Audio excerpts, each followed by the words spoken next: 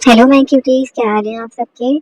आज हम आज मैं बहुत ज़्यादा लॉन्ग टाइम का ब्रेक ले लिया था मैंने। कुछ बहुत ज़्यादा इश्यूज हो गए थे, फिर रमज़ान आ गए थे, फिर एग्ज़ाम्स चल रहे थे, तो बस मैं ज़्यादा नहीं कर पाई थी रिकॉर्डिंग और मैं कोई भी वीडियो अपलोड नहीं कर पाई। लेकिन मैं आज से कोशिश करूँगी कि मैं डेली बेसिस पे एपिसोड अपलोड करूँ। आप लोगों का कोई रिस्पॉन्स भी नहीं होता, तो बहुत डिमोटिवेट हो रही थी मैं। मोटिवेट कर दें मुझे, थोड़ा सा पुश कर दें, मुझे मोटिवेट करें, मेरी वीडियोस को लाइक करें, सब्सक्राइब करें मेरे चैनल को, मेरी वीडियोस को शेयर करें, प्लीज़ कोई कमेंट कर दिया करें। आप लोगों की तरफ से मोटिवेशन नहीं होती है तो बस फिर मैं बहुत ज़्यादा डिमोटिवेट हो जाती हूँ। सो आज हम फिर पढ़ेंगे सारे इश्क का एक नया एपिसोड। तो जहाँ से हमने छोड़ा था उसके बाद से स्टार्ट करते हैं, देखते हैं आगे क्या होने वाला है। So let's start the novel.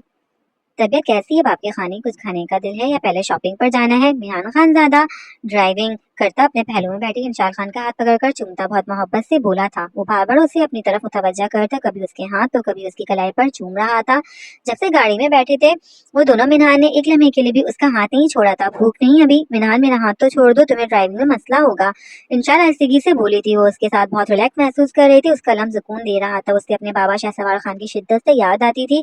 जब मिनहान उसके साथ होता था वो भी इतनी नरमी और मोहब्बत से पेश आता था जैसे उसके बाबा उसकी मोरे कशमाला खानम के साथ पेश आते थे। वो वो घंटों उनसे खफा रहती थी और शहसवार खान घंटों उनको मनाते, उनकी मिन्नतें किया करते थे। वो अपना मुंह उनसे मोड़ लेती थी और शहसवार खान उनके पैरों में झुके बैठे हर मुमकिन कोशिश करते थे मनाने की, मगर उसकी मोरे की आखिरी नाराजगी ऐसी थी जिनमें वो खामोश लाश बन गई थी और शहसवार खान उनको मना भी नहीं सके क्योंकि वो उन्हें दुनिया में छोड़कर जा चुकी थी। वो इंशाल खान के हाथ की उंगलियों को अब चूम रहा था। अब बहुत ज्यादा प्यारी है मेरी खानी और आपके ये खूबसूरत हाथ मुझे अपने हाथों में और भी ज्यादा हसीन लगते हैं। वो नकाब में बड़ी सी चादर में छुपे इंशाल खान के भरे भरे से वजूद को देखकर अपनी गंभीर आवाज में बोला था और फिर उसका हाथ पकड़कर फिर से चूमता, अपने गाल से मिस करते अपने रान पे रख गया था।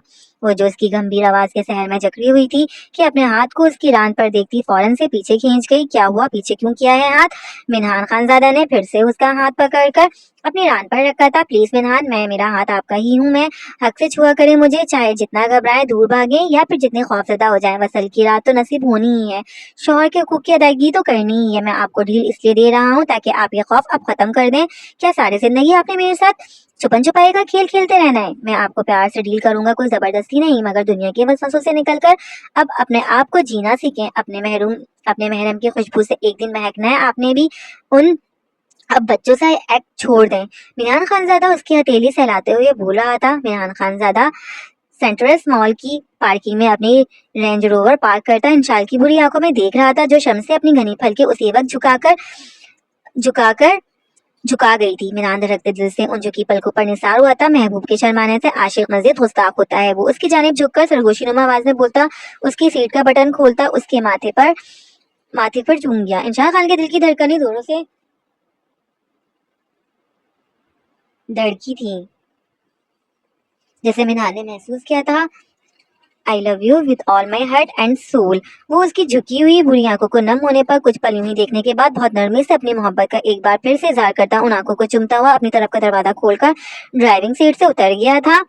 जबकि इंशाल उसकी मोहब्बत के इजहार आंखों पर उसका पुरतपेश लम्ह महसूस करके नम आंखों से मुस्कुराकर उसे देख रही थी। इतनी शदीद बेरहम आजमाइशों के बाद भी वो उसे इतनी ही बेलौस मोहब्बत देता था जितनी एक लड़की अपने ख्वाबों में तसव्वुर करती थी, जो खुद गर्जी से पाक, मुफाद परस्ती से आरी, खालिस, बेगर्ज और दीवानगी से भरी होती है। और इंशाल खान उन खुश नसीब लड़कियों में से थी जिसे मिनान खानजादा की बेलौस मोहब्बत का शर्फ हासिल हुआ था, जो ना सिर्फ उसका हमसफर बल्कि एक दीवाना आशिक भी था जिसे उसने हर पहलू से जख्मी किया था। वो अपनी ज्यादतियों पर उसके ज़ाहिर मोहब्बत पर हर बार ही शर्मसार होती थी। मिरान खानजादा उसकी तरफ आता, गाड़ी का दरवाजा खोलकर उसे हाथ आगे बढ़ाकर निकाल गया। इंशाल खान लाइट पर्पल कलर की चिकनकारी से बहुत डिसेंट सी ड्रेस में मलबूस थी, पैरों में नाजुक सी फ्लैट्स पहनी हुई थी, सर पर सिया बड़ी सी चादर ओढ़ी हुई थी जिसकी मदद से उसने अपना चेहरा छुपाया हुआ था। वो बड़े बड़े से जिस्म वाली लड़की थी। उसका कद उस उसका कद मुनासिब था। वो मिनहान खानजादा के कंधे तक मुश्किल आती थी क्योंकि उसका कद काफी ऊंचा था। अच्छी खासी कट्स वाली कसरती हैवी बॉडी, फूले मसल, सफेद शलवार कमीज में बहुत दिलकश लग रही थी। चौड़ी पेशानी पर सेया बाल मेसी से बिखरे हुए थे। उसकी सुरमई आंखों में चमक थी और एक सुकून था जो इंशान खान की मौजूदगी के बाइस था। वो पहली बार उसके साथ मॉल आई थी, वो भी बगैर कोई मुजाहमत, किसी जबरदस्ती के। आ जाए खानी, आज आपने मेरे कार्ड पर बगैर रहम खाए शॉपिंग करनी है, जो दिल चाहे हक समझ कर लेना है, वरना अगर मैंने अपनी मर्जी की तो कोई चॉइस नहीं होगी, पहनना पड़ेगा फिर सब। वो उसका हाथ थामे उसकी उंगलियों को अपनी उंगलियों में पेवस किए आगे बढ़ रहा था। उसकी बातों में शोखी से ज्यादा अपनायत थी। वो दोनों एक डिजाइनर आउटलेट में इंटर होते हुए इंशाल का वेडिंग ड्रेस सिलेक्ट करने लगे। आप ये कौन से फीके कलर्स देखने में लगी हुई हैं यार? आई वॉन्ट बोल्ड वन, कोई डार्क सा कलर देखें। रेड पहनती है दुल्हने ताकि उसका दूल्हा पागल की तरह उसे प्यार करे। खानी, आपने दुल्हन बनना है, भूल क्यों जाती हैं? एक्सक्यूज मी, हमें रेड की शेड में ब्राइट और ड्रेस दिखाएं। इंशाल खान जो गोल्डन, ऑफ वाइट और व्हाइट कलर के ड्रेसेस देख रही थी कि मिनान खान ज्यादा इतने फीके रंगों को देखकर नाराजगी से बोलकर सेल्सगर्ल से मुखातिब हुआ था। श्योर सर, मैंने भी मैम से ही कहा था कि आपकी चॉइस बहुत फीकी सी है। फर्स्ट डे की ब्राइड पर रेड। आप हमें आर्टिकल्स दिखाएं प्लीज। इतने फीके रंगों को सामने सजाया हुआ है तो बंदा पहले ही यही देखेगा ना, और ऑप्शंस होंगे तो मेरी वाइफ कुछ चूज करें। सेल्स गर्ल जो मिनान खान ज्यादा पर फिदा होती, इंशाल को एक नजर देकर अपने नंबर बढ़ाने की कोशिश कर रही थी जब वो उसे फौरन से टोकता हुआ उन ड्रेसेस की तरफ इशारा करने लगा जो डिस्प्ले पर लगे थे। वो अच्छे खासे कीमती ब्राइडल ड्रेस थे जिन्हें मिनान खान ज्यादा फीका बोलकर रिजेक्ट कर गया था। वो इंशाल का हाथ पकड़कर उससे अपने करीब कर गया जो बिल्कुल चुप सी खड़ी थी। दूसरी सेल्स गर्ल उन्हें बाकी के आर्टिकल्स दिखाने लगी जो काफी बोल्ड और स्टाइलिश थे, जिन्हें देखकर इंशाल खान की भूरी आंखें हैरानगी से फैली थी, जिन्हें बहुत दिलचस्पी से मिनान खान सा देख रहा था। ये ट्राई करें। वो एक रेड कलर का लहंगा सेलेक्ट करके इंशाल की तरफ बढ़ा गया। पर ये तो बहुत, आप ट्राई तो करें यार, ट्राई रूम कहाँ है? मिनान खान ज्यादा इंशाल और सेल्सगर्ल से बारी बारी बोला था। सेल्सगर्ल से ट्राई रूम पूछने के बाद वो इंशाल को लेके आगे बढ़ गया था। जल्दी से मुझे ये पहनकर दिखाएं, मैं आता हूँ। वो उसे रूम के अंदर खड़ा करके खुद बाहर निकल गया था। उसके हाथ में मौजूद उस आउटलेट का सबसे महंगा और बेहद बेबाक सा लहंगा पसंद करता उसकी पेमेंट करने के बाद चेंजिंग रूम की जानिब बढ़ गया। हो गया इंशाल? मिनान प्लीज, मुझे ये नहीं पहनना, ये काफी फिटिंग वाला है। इंशाल की रुआंसी आवाज पर वो दबी दबी सी आवाज में हंसा था और अपने कारनामे पर खुद को दाद दिए बिना नहीं रह सका। अच्छा ओके, नो इशू, आप बाहर आ जाए, हम कुछ और देख लेते हैं। वो डोर नॉक करके बोला। इंशाल उसी वक्त बाहर आ गई थी। उसने वो लहंगा पहनने की गलती नहीं की थी। मैं फ्रॉक नहीं, वो तो आप वलीमे पर पहनेंगी ना। अगर यहाँ कुछ पसंद नहीं तो हम किसी और आउटलेट पर चलते हैं। नहीं, मैं कुछ और देख लेती हूँ, थोड़ा लाइट सा। इंशाल खान उसकी आंखों की चमक को पहले से भी ज्यादा बढ़ती देखकर उसकी खुशी का ख्याल करती बोली थी। वो बहुत दिल से लाया था उसे, क्या वो एक लहंगा उसके साथ पसंद नहीं कर सकती थी क्या? ये देखो, ये वाला कैसा है मिनान? इंशाल एक बहुत खूबसूरत से लहंगे को सिलेक्ट करते बोली थी, जो खूबसूरत होने के साथ साथ काफी डिसेंट भी था। बहुत अच्छा है खानी, क्या आपने उसे ट्राई करना है या मैं वैसे ही पेमेंट कर दूं? मिनान खान ज्यादा को समझ आ गया था वो थोड़ा सा भी रिवेल्विंग ड्रेस सबके सामने नहीं पहन सकती, रिवीलिंग, इसलिए वो उसके साथ कोई भी जबरदस्ती नहीं करना चाहता था। जो उसने लेना था वो ले चुका था और ये सरप्राइज वो उसे अपनी वेडिंग नाइट पर देने वाला था। बाकी की शॉपिंग करनी है, इनर्स लेने हैं मैचिंग के, या मिनहान बस अब और नहीं लेना कुछ भी? कुछ खा लेते हैं, भूख से मेरा सर चकरा रहा है प्लीज। इंशाल इनर्स वाली बात पर सुनकर सिटपटाई थी। वो उसके साथ अपनी पर्सनल शॉपिंग करने में कतराती हुई बोली थी। वो जिस तरह से ड्रेसेस सिलेक्ट कर रहा था, अगर वो चीजें भी सिलेक्ट कर ली तो इंशाल ने बेहोशी हो जाना था, और अगर उसने हवेली जाकर पहनने की फरमाइश कर दी तो वो उसके सामने पहनने का सोच भी नहीं सकती थी। अच्छा ठीक है, आ जाए, आपकी भूख का इलाज करूं। वो उसकी हिचकिचाहट समझ गया था। इंशाल की सारी शॉपिंग वो खुद कर चुका था। आधे से ज्यादा चीजें तो उसने ऑनलाइन ऑर्डर करके मंगवा ली थी। बस एक बारात का ड्रेस था जो उसने इंशाल के साथ जाकर लेना था, क्योंकि उसकी वलीमे का ड्रेस नाज़िन खानम ने अपनी मर्जी से ऑर्डर करवा दिया था। मिनहान खानजादा सेल्समैन को इशारा करता दोनों लहंगे उसकी गाड़ी तक लाने का कहता इंशाल के साथ बाहर निकल गया था। सेल्समैन उसके इशारे पर उसका लिया हुआ लहंगा दूसरे लहंगे के साथ ही पैकिंग बैग से पकड़े उनके पीछे ही बढ़ गया था। मेरे हैंडसम बाबा जान, आपने अब कोई भी टेंशन नहीं लेनी है, इतना डरा दिया था आपने हमें, बस जल्दी से घर आ जाए।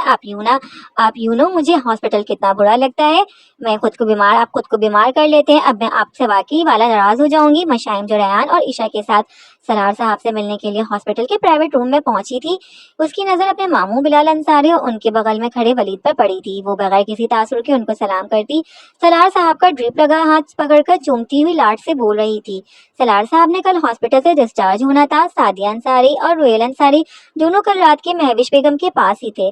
सलार साहब को जैसे ही होश आया वो दोनों उनसे मिलने के बाद महविश बेगम के बहुत इस्तेमाल करने पर आराम करने के लिए अपने घर चले गए थे। रुहेल अंसारी सलार साहब के बेस्ट फ्रेंड थे। वो अपनी हर तकलीफ में रुहेल अंसारी को सबसे पहले अपने साथ खड़े देखते थे और ये उनके लिए हमेशा से ही उनके दोस्त का एहसान रहा था। सलार साहब के लिए वो बहुत कुछ चाहकर भी नहीं कर सकते थे क्योंकि वो उनकी नेचर जानते थे, मगर जब कभी मुश्किल आती थी तो रुहेल अंसारी उनको तना नहीं छोड़ते थे। वलीद और बिलाल अंसारी कुछ देर पहले ही हॉस्पिटल पहुंचे थे। महविश बेगम अपने भाई के आ जाने से ही खुश हो गई थी। वो उनके शौहर को नापसंद करते थे, मगर जैसे ही अपनी छोटी बहन के मुश्किल में होने का इल्म हुआ वो अपने बेटे के साथ आ गए थे। आजकल के दौर में इंसान के कुछ रिश्ते अल्लाह ने सिर्फ दुनियावी फॉर्मेलिटीज के लिए बनाए हैं, जिनमें एक बहुत बड़ी वसी तादाद हमारे अपने ही बहन भाइयों की है, जो मुश्किल वक्त आने पर साथ तो नहीं देते हाँ, मगर दुनिया दिखावा करने के लिए मुश्किल वक्त टल जाने के बाद आकर अपनी हाजिरी लगा जाते हैं। बिलाल अंसारी भी उन्हीं भाइयों में से एक थे जिनका होना ना होना बराबर था। महविश बेगम के लिए भाई होने का कोई हक उन्होंने कभी अदा नहीं किया था। मेरी बेटी मुझसे नाराज हो जाएगी तो उसके बाबा की आधी जान वैसे ही निकल जाएगी। I can't afford your silence. Salaar साहब सूजे गालों के साथ बैठी अपनी लाडली बेटी मशाइम के सर पर हाथ रखते हुए बोले थे। वो नींद गुनुदगी में थे, दवाओं के जेरे असर। आपने फिर से ऐसे बोला ना जाए, मैं अब आपसे बात नहीं करती। मशाइम उनके सीने से लगती और लाड दिखाने लगी थी। बाबा की प्रिंस, मेरी जान है तुम मशाइम। सरार साहब अपने सीने से लगी अपनी बेटी के सर पर शफकत से हाथ फेरकर बोले। ईशा और रेहान दोनों उन बाप बेटी का प्यार देखकर मुस्कुरा रहे थे, जबकि बिलाल अंसारी महविश बेगम से कोई बात कर रहे थे। वलीद की नजरें मशाइम पर जमी हुई थी। वो उसके नाजुक जिस्म को नदीदों की तरह देख रहा था। मशाइम ने डिसेंट सी फ्लोरल प्रिंट वाली पिंक फ्रॉक पहनी हुई थी, जबकि सर पर व्हाइट दुपट्टा पहना हुआ था। ईशा भी अपनी खाला के साथ बैठी हुई थी। उसने अहद खानजादा से मिलने का सोच लिया था क्योंकि उसे मुसलसल किसी अननोन नंबर से मैसेजेस और कॉल्स आ रही थी। वो बहुत टेंशन में थी। उसका हर शक उस मार्क्समैन पे जा रहा था। उसके पास कैप्टन साहब से मिलने के अलावा कोई रास्ता नजर नहीं आ रहा था। फैमिली में ऑलरेडी इतनी टेंशन चल रही थी, ऐसे में अगर वो किसी से कोई भी बात करती तो सब और परेशान होते। उसे ऐसा महसूस हो रहा था जैसे कोई उसको मुसलसल अपनी नजरों में रखे हुए है। इशू कुछ खाने चले। मशाइम ईशा को कुछ डिस्टर्ब कर बोली थी। मैं भाई को बोलती हूँ।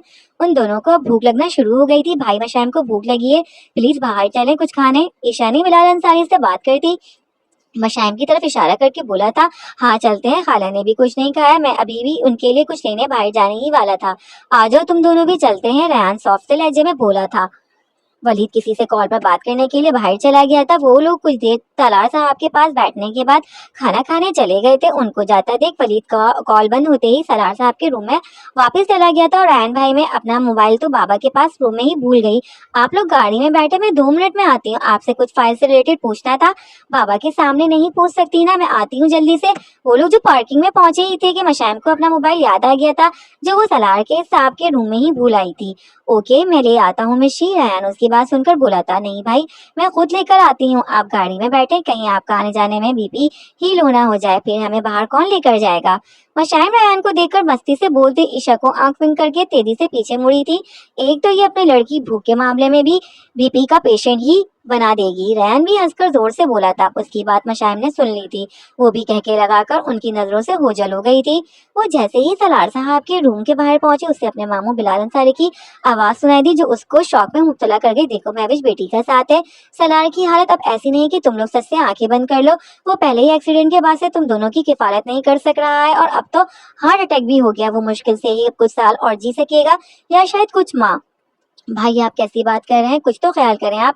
मैं तुम्हारा और अपनी भांजी का ख्याल ही कर रहा हूँ। आंखें बंद कर लेने से हकीकत नहीं बदलती। तुम्हारा ससुराल खरबों में खेलने वाले लोगों का है, मगर क्या फायदा किसी भी चीज का। आज सलार के साथ कोई भी नहीं, उसे तो पहले ही सारी जायदाद से आग कर दिया गया था। मशाइम के बारे में तुम सोचो, उस बच्ची का क्या मुस्तकबिल है। आज वो जवान हो चुकी है, कल को शादी की उम्र हो जाएगी तो तुम सलार के बगैर कहाँ से करोगी सबको, तो उन तुम दोनों का कफील बनेगा। तुम जानती हो मैं तो पहले ही सलार से तुम्हारी शादी के हक में नहीं था। एक कंगले को मैंने अपनी बहन दे दी, मेरा फैसला ठीक था। तुमने सलार से शादी करके आग में छलांग लगाई है, लेकिन अब अपनी बच्ची का सोचो।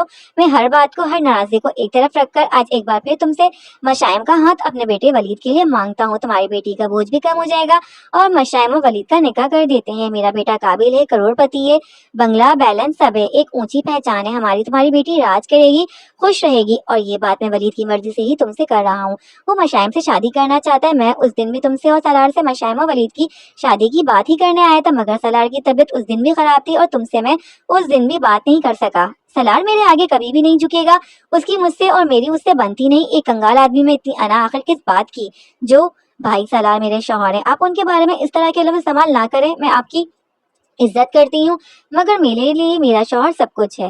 होगा क्योंकि वो तुम्हारा पसंद है। मगर अब अपनी बच्ची के बारे में सोचो, वो कहाँ दर दर की ठोकरें खाती फिरेगी। उसको वलीद जैसा मर्द कभी दोबारा नहीं मिलेगा। मैं तुमसे अभी जवाब नहीं मांग रहा।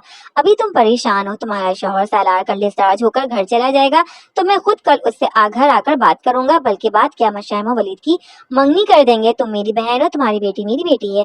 किसी किस्म की तैयारी की कोई जरूरत नहीं। सालार कंगाल है, मगर मैं और मेरा बेटा नहीं, हम मशाइम का हर शौक पूरा कर देंगे। मैं बस यहाँ हॉस्पिटल में तुमसे यही कहने आया था कि सलार को समझाना, बल्कि अब तुम उससे कोई बात नहीं करना। वो बीमार है, कल ही बैठकर मैं उससे सब बातें कर लूंगा। अब मैं चलता हूँ, कल मुलाकात होगी। और हाँ, ये कुछ पैसे रख लो, तुम्हारे काम आएंगे। चलो बेटा वलीद, अब तो खुश होना।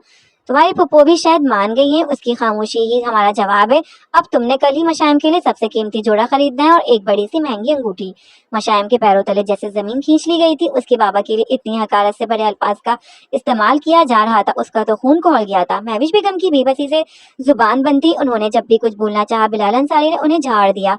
मशाइम ने इतना भयानक रूप एक भाई का आज देखा था। वो भीगी आंखों से अंदर से आती आवाज सुन रही थी। उसका गुस्से से हाल बुरा हो गया था। वो लाल अंगारा हो गई थी। अपने पीछे से आती ईशा की आवाज सुनकर वो पलटी ही थी कि सलार साहब के रूम का दरवाजा खुला। वो फौरन से साइड पे होती गैलरी के पीछे वाले पिलर की तरफ हट गई। देख लो वली, तुम्हारी मर्जी की लड़की से शादी करने पर ऐसे मर्द के आगे झुक रहा हूँ जो मुझे एक आंख नहीं बहाता, मगर अब वो झुकेगा। बेटी अच्छी अच्छों की अना को चुकवा देती है। बिलाल अंसारी वली से बात करते हुए नफरत से भरे लहजे में बोलते चले गए थे। मशाइम उनकी एक एक बात सुन चुकी थी। उसकी आंखें भीगती जब वो खुद पर जब्त कर गई, मगर उसके जिस्म से जैसे आग निकल रही थी। तैश की वो अपने बाबा की बेटी थी, ईंट का जवाब पत्थर से देने वाली थी। वो पिलर के पीछे से निकलती सलार साहब के रूम में चली गई, जो ड्रिप्स और इंजेक्शन की वजह से गहरी नींद में जा चुके थे। उनका बेडरूम के लास्ट में था, जबकि महविश बेगम दरवाजे के पास साइड पर पड़े सोफे पर बैठी थी। उनकी आंखें भीगी हुई थी। ईशा भी मशाइम के पीछे रूम में आ गई थी। मिशी, मैंने तुम्हें आवाज दी थी तो तुम बाहर खड़ी क्या कर रही थी इतनी देर से? ईशा, मैं आ रही थी, बस दिल थोड़ा अजीब सा हो रहा था। महविश बेगम अभी भी अपने ख्याल में ही गुम थी। उन्होंने चौंक कर उन दोनों को देखा था। क्या वो बिलाल अंसारी और महविश बेगम के दरमियान हुई बातें सुन चुकी थी? मामा, अपनी प्यारी मामा के लिए अपनी पॉकेट मनी से स्वीट्स लाएंगी? आपका मुंह कड़वा हो गया होगा ना? मशाइम उनको साइड हक करते हल्के फुल्के से अंदाज में बोली थी। महविश बेगम के हाथ में कुछ अमाउंट था जो बिलाल अंसारी ने उन्हें एहसान करने वाले अंदाज में दिया था। खुश रहो मेरी बच्ची, मैं जो तुम्हारा दिल चाहे ले आना। मैं जरा तुम्हारे बाबा को देख लूं, कहीं वो जाग ना गए हो। महविश बेगम भीगे भीगे लहजे पर काबू पाती बोली थी। ओके मामा, ये पैसे किसने दिए आपको? मशाइम अपना मोबाइल पकड़कर सरसरी से अंदाज में इख्तिसार करने लगी। ये बेटा, ये तुम्हारे मामू लाए, मुझे दिए, मैं अपने बैग में रख लेती हूँ। आपसे कहेंगे ऊम ना हो जाए। हाथ में पकड़कर बैठी हैं। मशाइम उनके हाथ से पैसे लेकर अपने बैग में डालती, वो बैग सोफे पर रखती, ईशा के साथ बाहर चली गई थी। उसके अंदर एक तूफान बर्पा हो रहा था।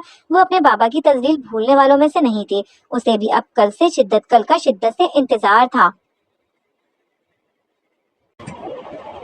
शानज़ खान की आंख कुछ देर पहले ही खुली थी। वो बहराम खानज़ादा के जाते ही कुछ देर बाद नींद की आगोश में चली गई थी।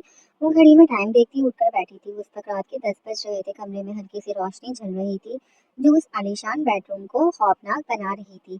शानज़िया पहले से बेहतर महसूस कर रही थी, मगर उसकी कमर में दर्द अभी भी था। टांगे भी दुख रही थी, मगर दोपहर जितनी तकलीफ नहीं थी।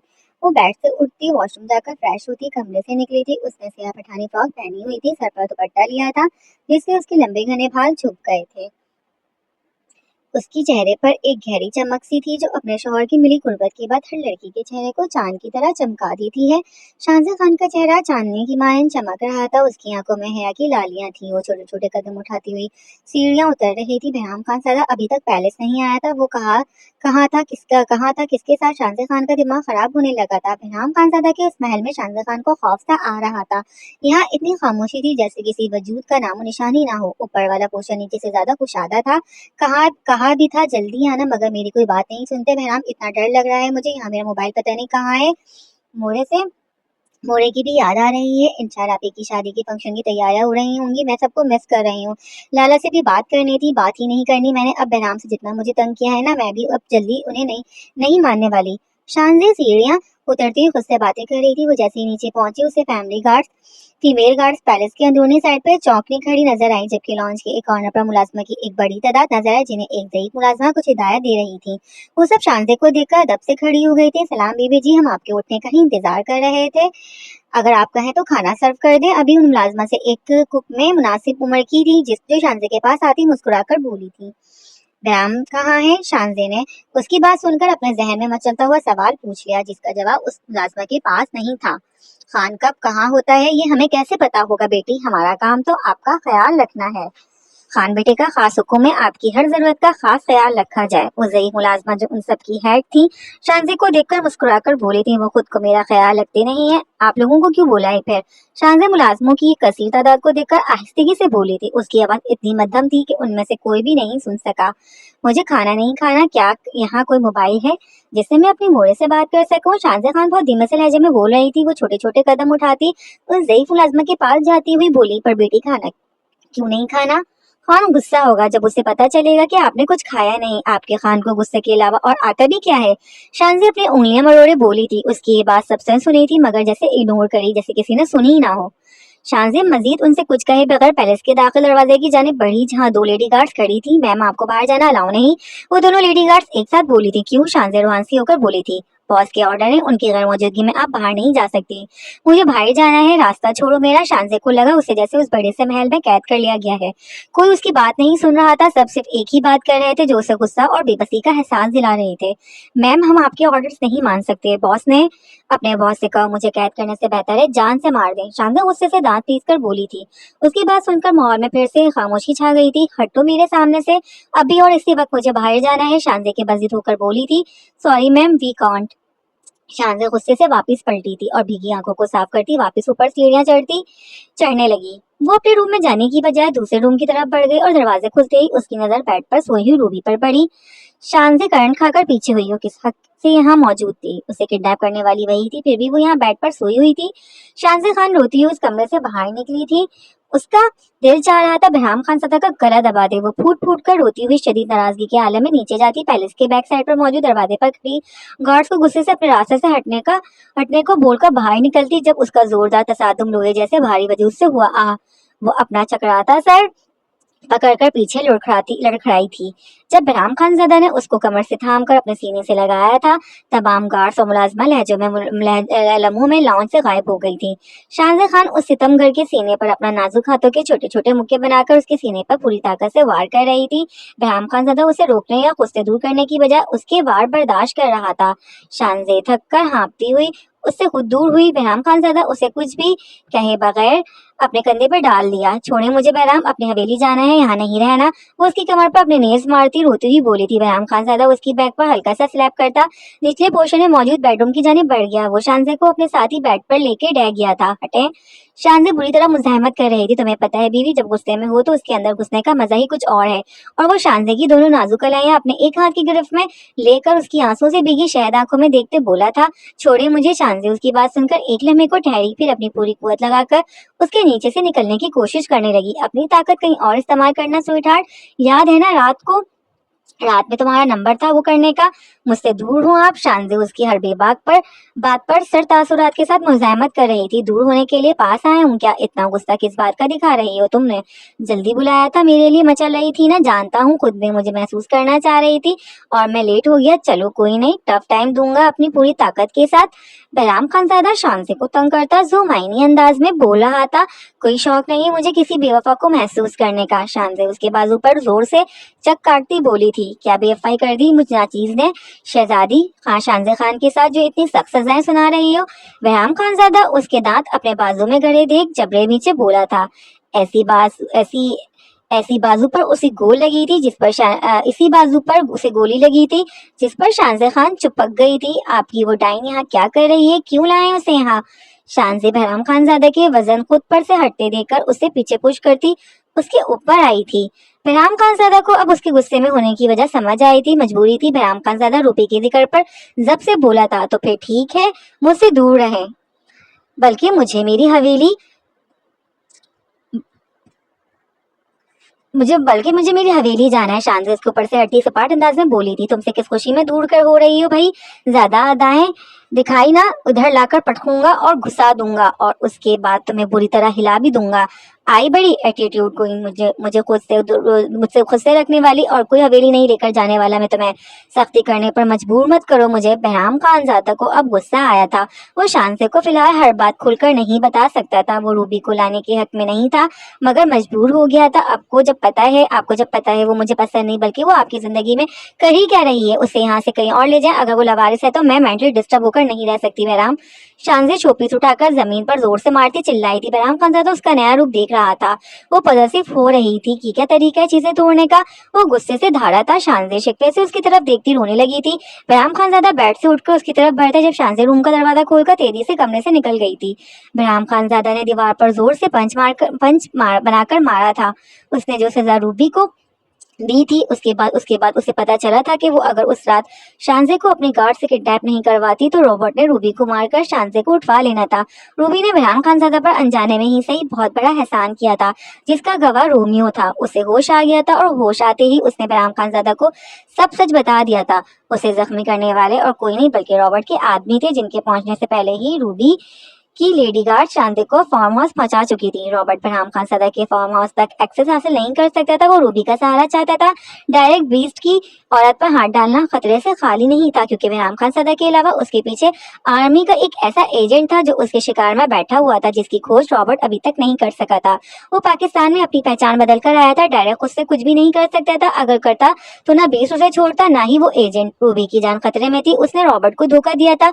वो उसकी सौतेली बहन थी, जो बीस्ट की आशिक हो गई थी, जो हर बार रॉबर्ट की हर चाल नाकाम बना देती थी। बहराम खानजादा का फार्म हाउस उसके मुजरिमों के लिए था, जिसका इल्म रॉबर्ट को हो चुका था। वो रूबी को वहां तनहा नहीं छोड़ सकता था, इसलिए उसे पैलेस ले आया और उसे साफ लफ्जों में बोल दिया कि शानजे के सामने अगर उसे कोई दौरा पड़ा तो वो रॉबर्ट से पहले उसे मार देगा। उसने रूबी को पैलेस के गेस्ट रूम में रुकने को कहा था, मगर वो लड़की इंतहाई ढीठ थी। जो जब भी उसके पैलेस आती थी, अपनी पसंद के रूम में रुकती थी, जो सेकंड फ्लोर पर था। उसे शानजे ने देख लिया था, और अब बहराम खानजादा के पास शानजे की मिन्नतें करने के अलावा कोई ऑप्शन नहीं था। वो कतर जाने से पहले शानजे को कुछ भी नहीं बता सकता था। उसके पास रॉबर्ट को मारने का ये एक गोल्डन चांस था, जिसे वो मिस नहीं कर सकता था। शादी करके माफिया डॉन भी किसी डॉगी से कम नहीं होता। चलो भाई, अब ये दिन भी देखने थे। कसूरवार ना होकर भी एक्सप्लेनेशन देनी पड़ेगी, वरना मैडम ने पास नहीं आने देना। पता नहीं खाना भी खाया या नहीं। वो शरारती मुस्कुराहट वाले मुंह पर मासूमियत कहाँ से लाऊं, उसे देखकर ही राल टपकने लग जाती है। उफ, कितनी मीठी है यार, चाट कर खाना है इसको। मैंने ठंडी आइसक्रीम की तरह जैसी लगती है। मनाना पड़ेगा अपनी प्यारी खानम को, नाराज होकर सोने थोड़ी दूंगा यार। आ रहा हूँ तुम्हें तंग करने, ओहो मतलब मनाने। फहराम खान ज्यादा रूप में टूटे कांच को देखकर दिल ही दिल में बोल रहा था, वो उससे प्यार देकर बहुत प्यार से मनाने वाला था। वक्त अम्मा, मेरी खानम ने खाना खाया है। फयाम खानजादा उस जई मुलाजमा को किचन में मौजूद बाकी की मुलाजमा को रात का खाना लगाने का कहते सुनकर नरम लहजे में इफ्तिसार करने लगा। ये वो मुलाजमा थी जिसने पैदाइश के बाद से बहराम खानजादा को संभाला था। बहराम खानजादा उस ज़ईफ मुलाजमा को अपने मोरे का मुकाम देता था। वो एक मुलाजमा के हाथों पलकर जवान हुआ था। वो उसके जवाब बुने पर बुरी हो गई थी।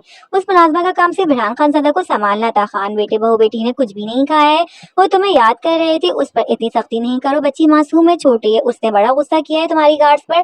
बाहर जाने से क्यों मना किया हुआ है? तुम जो भी काम करते हो उसे बता दो ताकि वो परेशान ना हो। और वो तुम्हारे छोटे कपड़ों वाली दोस्त रूबी, उससे क्यों ले आए हो बेटा? बीवी शौहर की दोस्ती गैर औरत के साथ बर्दाश्त नहीं करती। वक्त अम्मा बहराम खानजादा को एक माँ की तरह समझा रही थी। वो बहराम खानजादा के लिए एक माँ ही थी। उसकी मोरे ने तो उसे छोड़ दिया था, मगर एक जवान मुलाजमा ने उसे माँ की तरह परवान चढ़ाया था। वो मुझसे नाराज हो गई है, आप खाना लगवाए, मैं उसे नीचे लेकर आता हूँ। बहराम खानजादा वक्त अम्मा से कहता ऊपर अपने कमरे की जानिब बढ़ गया था। बीवी दरवाजा खोलो। वो रूम का दरवाजा लॉक होने पर हल्का सा नॉक करके बोला था। अंदर से कोई आवाज नहीं आई थी। बहराम खानजादा दूसरी बार दरवाजा बजाने की बजाय अपने पैंट से कार्ड निकालकर दरवाजा अनलॉक करता रूम के अंदर दाखिल हो गया था। शानसे रूम में कहीं नहीं थी, अलबत्ता टेरिस का डोर स्लाइड हुआ था। बहराम खानजादा समझ गया कि वो टेरिस पर खड़ी है। वो अपनी शर्ट अनबटन करके रिमूव करता टेरिस के जाने बढ़ गया था। शानसे खान नाराज से खड़ी अपने आंसू साफ कर रही थी। वो उसे बगैर कुछ बोले पीछे से हक करता उसकी बैग अपनी कमर से लगा गया।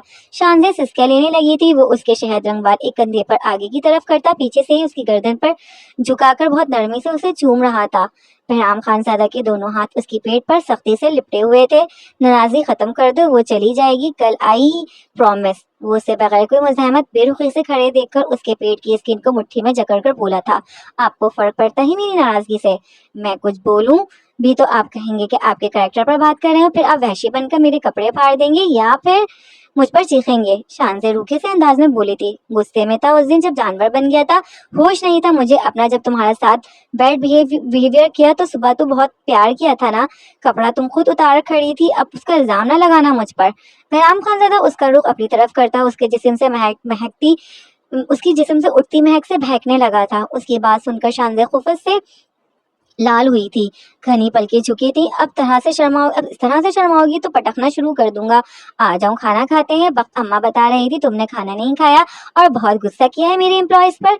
क्या आपने मुझसे शादी अपने इस शीशे के महल में कैद करने के लिए की है?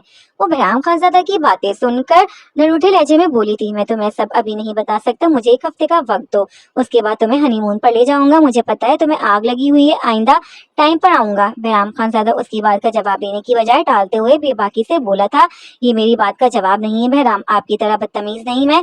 जब आप जवाब देंगे मैं अब तभी कुछ खाऊंगी। कैद मेरा मसला है, आपका नहीं। आप जाएं अपनी दोस्त के पास, डिनर एंजॉय करें। शानज़े उससे दूर हटकर बोलती आगे बढ़ी थी, बीवी आ जाओ बेड पर, तुम्हारे सारे मसले हल कर देता हूँ। वो उसे खुद से दूर जाता देखकर गोद में उठा गया था। मम्मा मुझे नीचे उतारें, बेड पे नहीं जाना अभी। बहराम प्लीज, दर्द होता है बहुत। अच्छा मैं खाना ही खा लूंगी। वो उसे बेड की जानिब बढ़ते देखती घबरा कर बोली थी, अभी तो कुछ और कह रही थी तुम, दोस्त के साथ डिनर एंजॉय कर लूं। अब तुमने अपनी स्टेटमेंट चेंज कर ली। अब तो मैं पहले तुम्हें ठिकाने लगाने के बाद ही फिर डिनर करूंगा। वो शानज़े को बेड पर जाने के खौफ से लम्हों में दर्द पड़ते देखकर बोला था, प्लीज नहीं ना। वो अब उसके सीने में मुंह छुपाती लाड से बोली थी, अच्छा मैं इतना भी जालिम नहीं हूँ, चलो एक डील कर लेते हैं। बल्कि मैं तुम्हें चॉइस दे देता हूँ, तुम्हारे पास 5 सेकंड है, डिसाइड कर लो खाना खाकर बेड पर जाना है या फिर बगैर खाए। तो मिलते हैं अपनी अगली वीडियो में, जब तक के लिए अपना ख्याल रखिएगा। अल्लाह हाफिज।